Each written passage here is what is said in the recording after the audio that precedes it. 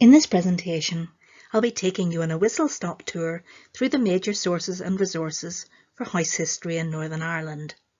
Some of these will also be relevant if you're researching property in the Republic of Ireland. Northern Ireland became a separate jurisdiction in 1921, and many of the sources from before that date will be the same for properties north and south. However, they may have ended up in different regional archives, and will therefore be accessed in different ways.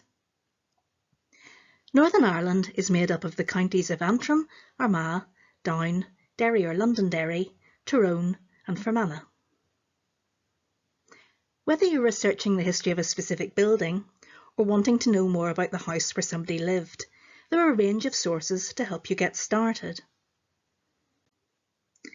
For urban properties, if you can't find an old address on a modern map, then street directories will be one of your most useful tools. There are a few places where you can find these directories online. Prony, the Public Record Office for Northern Ireland, has digitised some 19th century editions, which you can search using keywords. And the Lennon Wiley website has transcriptions of a selection of 19th and 20th century ones. From the subscription sites, Find My Past has a range from the first half of the 20th century. These can be searched by name or address, but as only the alphabetical list of occupants has been indexed, you might find it easier to locate what you're looking for by doing a manual browse through the alphabetical list of streets. Many of the street directory entries will give the names of adjacent streets to help you locate your address on modern maps. Or searching for the old street names online will often bring up a discussion about old neighbourhoods on sites like the Belfast Forum. For rural buildings, you'll almost certainly need to know what townland the property is in. The townland is the smallest land division in Ireland, and the one by which most records, particularly rural ones, are organised.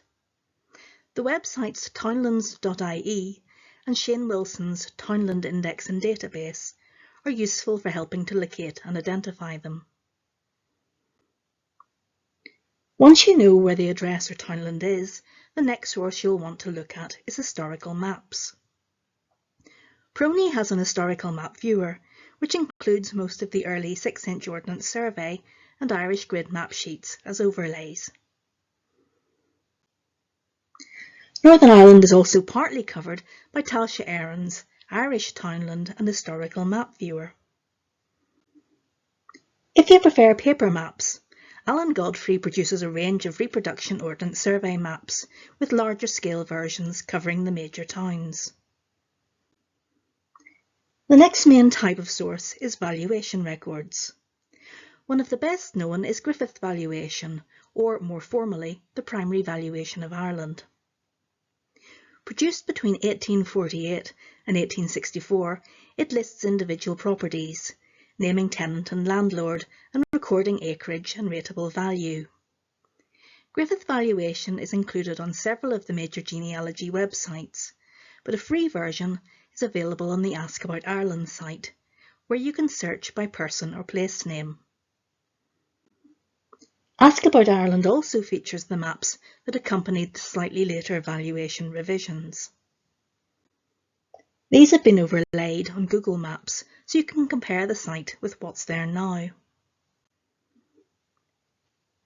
The information recorded in Griffith's valuation was then updated yearly in valuation revision books. The books for the Northern Ireland counties up to the early 1930s have been digitised and put online by Prony. These are also now available on Ancestry. Post-1930s revaluations are not online, but the records can be found in Prony. Next we come to the census, which is generally thought of as a source about people, but which can also tell us about the buildings. Although a few fragments from the 19th century have survived, 1901 and 1911 are the important ones. The household returns listing the occupants are the best known part, but forms B1, the house and building return, and B2, the out offices and farmsteadings return, are also useful. You can access them via the household transcription page. Unlike Unlike the household returns, which were filled in by the occupants, the B forms were completed by the enumerator and cover the whole street or townland. On the house and building return, houses were scored and classified based on the types of materials used for the roof and walls, the number of rooms, and the number of windows. The out offices and farmsteadings return records the outbuildings associated with a house, providing these were intended for domestic or agricultural purposes. The 1939 register for Northern Ireland isn't online, but copies can be requested from Prony. Records can only be requested by address rather than the occupant's name, but if you don't know the exact address, providing a street name or townland plus the occupant's surname might be successful. Deeds are another useful source. The Registry of Deeds recorded most land transactions in Ireland from 1708 onwards, and the registers, containing copies of the deeds or memorials, are indexed by both grantor's name and townland. The indexes and the registers are available as a browsable collection on family search, and though they aren't the easiest source to use, they can often contain information that's unavailable elsewhere.